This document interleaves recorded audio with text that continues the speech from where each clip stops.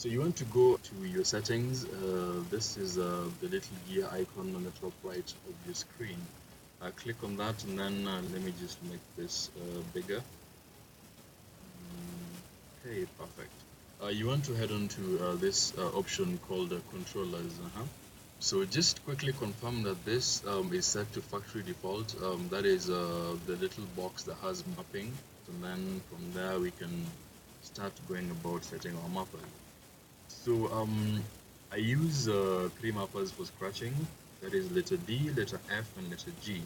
If you look at your keyboard, you'll see that letter D, F, and G are along the same row on your keyboard, and this is just to make scratching easier for me. So how to set up the keys now? You're going to see this little box here that has key at the top. Come and highlight or just click in there, and then we're going to start by setting up our letter G. So we hit letter G on your keyboard like that, and then come down to the bigger box at the bottom written action, then type in scratch space plus 120 ms. Ms in this case stands for microseconds or milliseconds, I'm not really sure, but just type in scratch space plus 120 ms. Then come back again to this PlayStation key, type in letter D, come back down to action, type in scratch space minus 120 ms. Okay, then come back here again, type in letter F, then come back to the action space, type in Q underscore stop,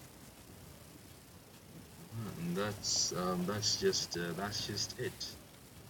Let's just confirm this real quick. On this left pin, we have letter G is scratch space plus 120 ms, letter D is scratch space minus 120 ms, letter F is Q stop.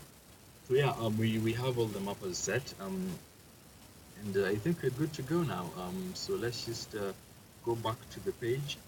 Yeah, you're gonna get a virtual DJ notification window that's gonna ask you if you want to save the changes. Yes, click yes. Then we're back onto the main interface. So yeah, we have the mappers set up, and now it's all about using them. So just real quick, letter G was a forward scratch, letter D is a backward scratch, letter F is Q. Let me just illustrate that real quick. We set up letter G to be a forward scratch. Let's just test that out. See, we have a forward scratch. Letter D was our back scratch. Let's just do that again. Back scratch. Letter F is Young Money.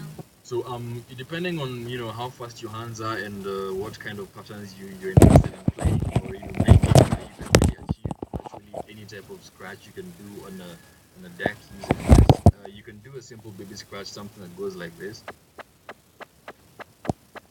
You can do slightly faster scratches, or you can do scratch and drop. Yeah, and sometimes you can mix different types of scratches. You can mix fast scratches, slow scratches. You can mix tabs, you can mix cuts. There's like a whole ton of possibilities when it comes to scratching using mappers on the keyboard. Young money, young money, young money, young money, young money,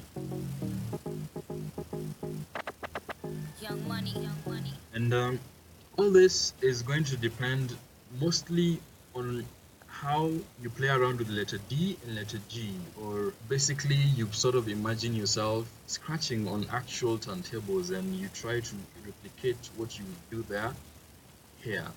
One trick I use just to make this situation work perfectly for me is I use different fingers. I use my middle finger in my left hand to trigger the back scratch, and I use the middle finger in my right hand to trigger the forward scratch. So that just makes it easier for you to scratch, achieve these very fast scratches and do some really cool effects. Okay, so let me just show you guys how this would work in a low tempo track like this one, for instance. forward scratch, back scratch, forward scratch, back scratch, drop the track. You know nothing. But I mean, when you're mixing and you're definitely playing tracks that have more or less the same tempos, and you're trying to bring in this one, definitely you're going to be scratching at a slightly higher speed than what I'm doing right now. So it would definitely go something like this.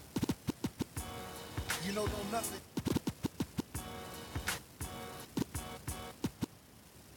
You know, something of the sort. So for this example, I'm going to use vocals only track, and we can still, play around with the buttons, letter D and letter D and letter F, just to achieve, some cool sounding scratches. Here's an instant.